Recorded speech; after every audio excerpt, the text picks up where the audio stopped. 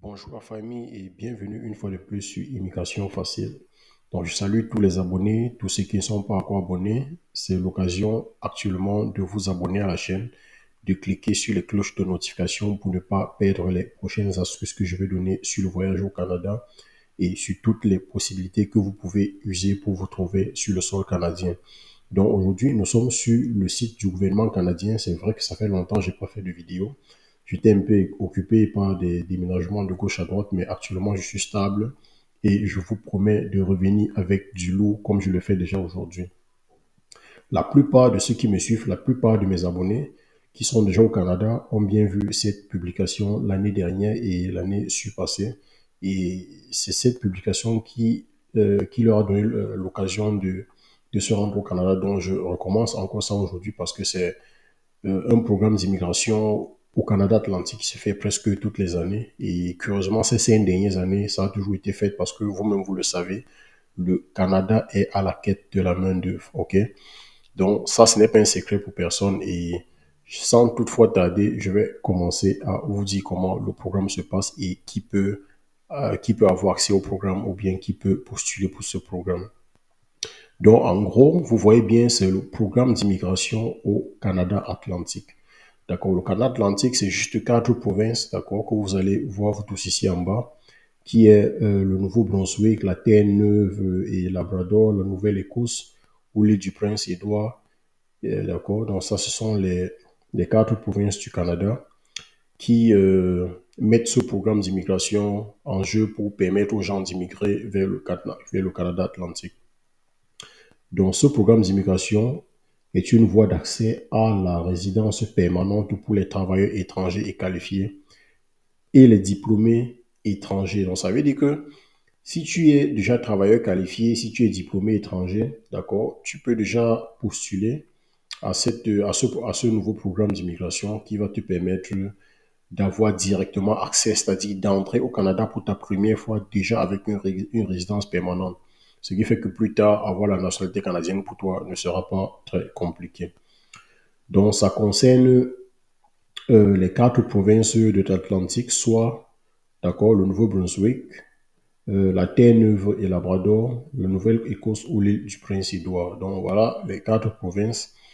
Et le programme aide les employeurs à embaucher les candidats qualifiés pour occuper des postes qu'ils n'ont pas été en mesure de pouvoir à l'échelle locale. C'est ces postes-là donc que ces 4 provinces ouvrent à l'international et tout le monde a les mêmes chances d'accéder à ces postes.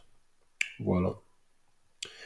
Donc, le programme d'immigration au Canada Atlantique a remplacé le programme pilote puisque l'année surpassée, plusieurs personnes parlaient du programme pilote d'immigration au Canada Atlantique. Donc maintenant, ça a changé. Le nom, c'est maintenant programme d'immigration au Canada Atlantique. Vous voyez, diplômé étranger et travailleurs étrangers qualifiés. C'est ce dont il en est question aujourd'hui. Pour ceux qui veulent bien participer à ce programme, d'accord, d'immigration au Canada Atlantique, et que vous êtes diplômé étranger ou travailleur étranger qualifié, sachez que c'est cet endroit qui vous concerne. Donc prenez note, on va bien voir comment faire pour participer au programme. Je vais vous laisser le site, d'accord, après. Et c'est à chacun de vous de pouvoir relire encore ça calmement pour mieux s'imprégner de la chose, ok? Donc, comment participer au programme? Qui peut présenter une demande, obtenir une offre d'emploi? Alors, c'est vous qui allez lire tout ça, pardon. Donc, ce qu'on va faire aujourd'hui, c'est qu'on va juste voir comment participer au programme. Parce qu'il y a plusieurs personnes qui ne savent pas s'ils sont éligibles ou pas. C'est après avoir compris comment participer au programme que vous allez aussi savoir si vous êtes éligible. Donc, on clique là-dessus et on dit immigrer dans le cadre du programme d'immigration au Canada Atlantique. Le programme d'immigration au Canada Atlantique, en abrégé PICA, est une voie d'accès à la résidence permanente pour les travailleurs étrangers qualifiés, blablabla, pour les 4 provinces atlantiques. Ici, on vous montre encore les 4 provinces, d'accord? Donc, vous voyez, le Nouveau-Brunswick est là, au sud, à côté de la Nouvelle-Écosse. Il y a l'île du Prince-Édouard et la Terre-Neuve et Labrador est juste au nord-ouest. Voilà. Donc, qu'est-ce qu'on dit là? Délai de traitement, c'est 6 mois. Ce délai de traitement ne tient pas compte du temps dont vous avez besoin pour fournir les données biométriques. Donc, ça veut dire que après avoir fait les données biométriques et tout, vous allez, en fait, après avoir donné tout ce qu'on vous demande, il va falloir attendre 6 mois. OK? Il va falloir attendre 6 mois. Maintenant, on dit, les frais, c'est à partir de 1 365 $. OK? À partir de 1 365 $. C'est aussi ça qu'il faut avoir en tête. Et ces frais ont augmenté depuis le 30 avril 2002. Cet argent ne revient pas à moi puisque je ne vais jamais vous demander de votre argent. Cet argent va plutôt, d'accord, au gouvernement canadien qui vont leur permettre de traiter vos dossiers. Donc, en gros, qui peut présenter une demande? Pour être admissible aux programmes d'immigration au Canada Atlantique, vous deviez, 2 points, voilà là où les conditions commencent, avoir de l'expérience du travail admissible.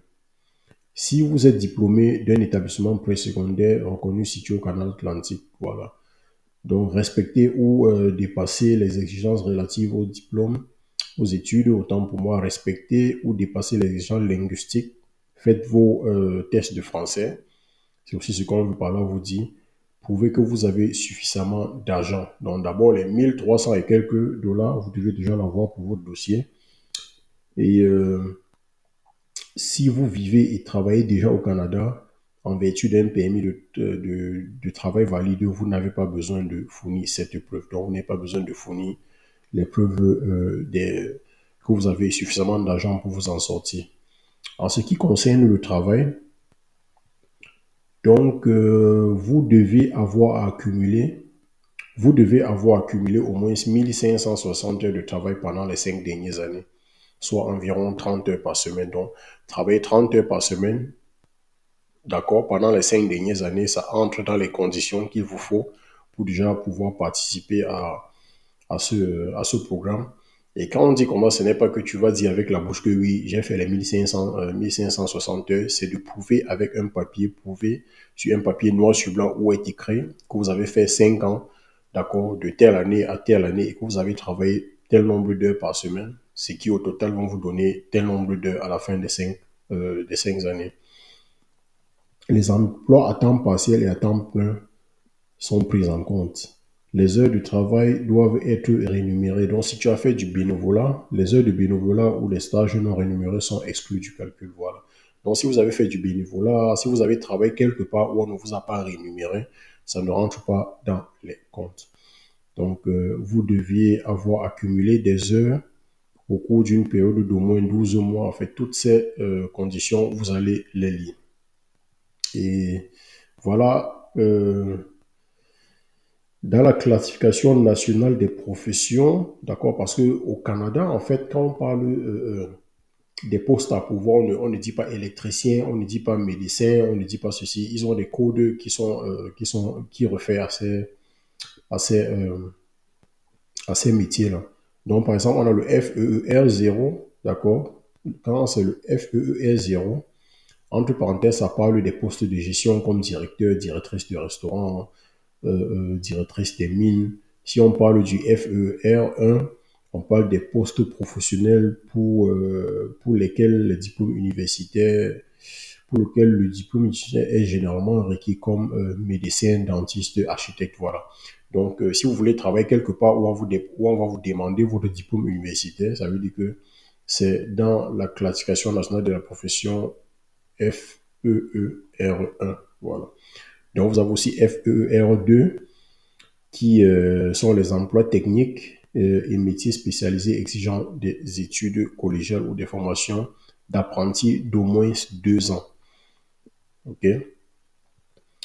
Donc, les diplômes étrangers, en fait, tout ça, vous allez les lire vous-même. Je vais vous laisser le lien en description, comme je l'ai dit. Et pour les diplômés étrangers, vous n'avez pas à répondre aux exigences en matière d'expérience de travail si vous êtes un diplômé étranger en tant que 2 points. Vous avez reçu un diplôme, un certificat ou un autre titre de compétence, d'accord, au terme d'un programme d'au moins 2 ans. Donc, ça veut dire que les diplômés étrangers sont aussi de la course, ok. Vous avez été étudiant en temps plein pendant toute la durée de vos études. Donc, tout ça, vous pouvez aussi participer au programme. Pendant au moins 16 mois au cours des 2 années précédentes, l'obtention du diplôme dans l'une des provinces. Bon, ça, c'est ce point concerne ceux qui vivent déjà au Canada, ok? Donc, et ce point concerne aussi ceux qui ont déjà le visa. Vous avez un visa, blablabla et tout. Là, ça ne nous concerne pas. Exigences relatives aux études. Donc, vous allez lire tout ça et à la fin, vous allez comprendre si vous êtes qualifié ou pas. OK? Donc, et si à la fin, vous comprenez que vous êtes qualifié, d'accord, il va déjà falloir vous trouver une offre d'emploi. Et pour obtenir une offre d'emploi, c'est là que vous allez cliquer. C'est pour ça qu'il est important de regarder la vidéo jusqu'à la fin et aussi de copier le lien que je vais mettre en description pour entrer dans le même site que je suis là et pour vous informer au maximum. OK? Donc, vous voyez là, c'est une information récente, le 31 janvier 2024. Ça parle encore de cette année. OK? Donc, pour tous ceux qui ont suivi la vidéo jusqu'à la fin, je vous souhaite bon courage. Si vous n'avez pas compris quelque chose dans toutes ces conditions qui ont été données ou bien qui doivent être respectées pour pouvoir participer au programme d'immigration au Canada Atlantique, vous pouvez toujours me poser les questions en commentaire et je vais vous répondre soit par une vidéo ou bien en commentaire, je vais vous répondre. OK?